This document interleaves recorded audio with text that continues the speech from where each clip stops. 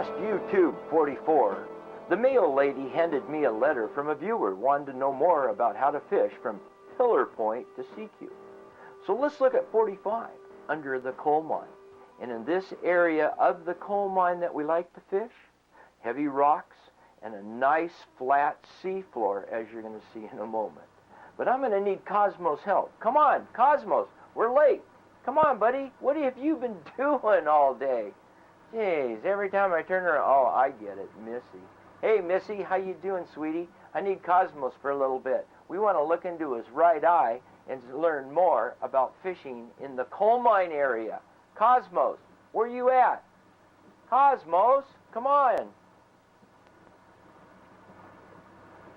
At the coal mine itself here, it's full of rocks, and the seafloor many times has a lot of rocks on it in this area. And remember, structure pace is so important in this 185 foot of depth that we're in now.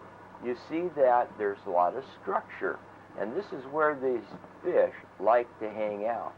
I had the opportunity years ago to interview an old-timer that had been up into the Pillar Point coal mine area, Sekiu, fished it since the early 20s.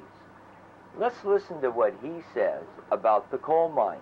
The coal mines. Now, where are the coal mines? You can't find the coal mines anymore because they've grown up over them, and where the coal mine shaft was.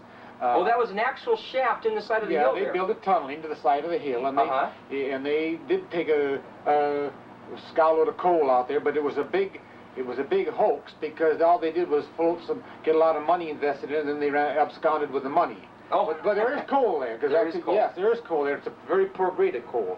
But down there where the coal is, it's approximately halfway between the Mussolini, or the lighthouse, and Pillar Point. Now, Mussolini or Mussolini, that's Slip Point. Yes, And then you would have to go east towards Pillar Point. Now, halfway in between is the coal mine area, and you used to be able to see it, but you can't now because it's grown up. A slide came down and covered the shore.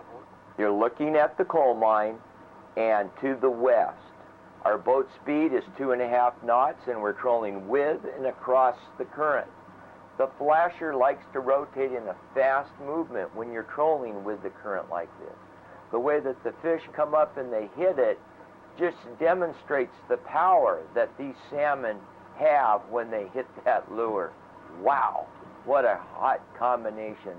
And back down at the bottom that we're trolling over the top of, you see that in this area, it's 165 feet of depth, but there's not a lot of structure. So the fish that tend to be caught in this area, you're going to be able to fish in deep water, but they're suspended with the downrigger trolling about 65 and 80 foot of depth over 165 foot of bottom depth.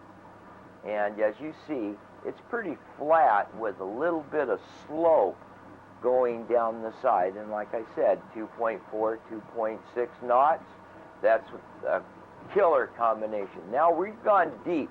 See, my cameras are a specialty camera. No more do you look into total darkness and see the old green color. All my cameras do actually is go to a black and white, and these lenses have been developed through the grace of the Lord and a lot of friends to come together to give you a picture in 200 foot of depth in total darkness. My cameras are just not the standard video camera. And you YouTubers out there, you should appreciate the opportunity to see firsthand what the bottom looks like in the main fish drags that you like to fish in the Sekiu Pillar Point area. Rocky bottom, look at the clarity here in over 200 foot. Now we're going to start to come up a little bit shallower in a more realistic depth that you like to troll at. And if you see that the current's moving with us here, and the kelp that floats in the area is particularly important. And look at that number 22 straight up from the screen. That puts you pretty much over by the coal mine. Until next time, everyone, keep your hooks sharp and your leaders clean, And we're now going to take off and look for the waterfall hole.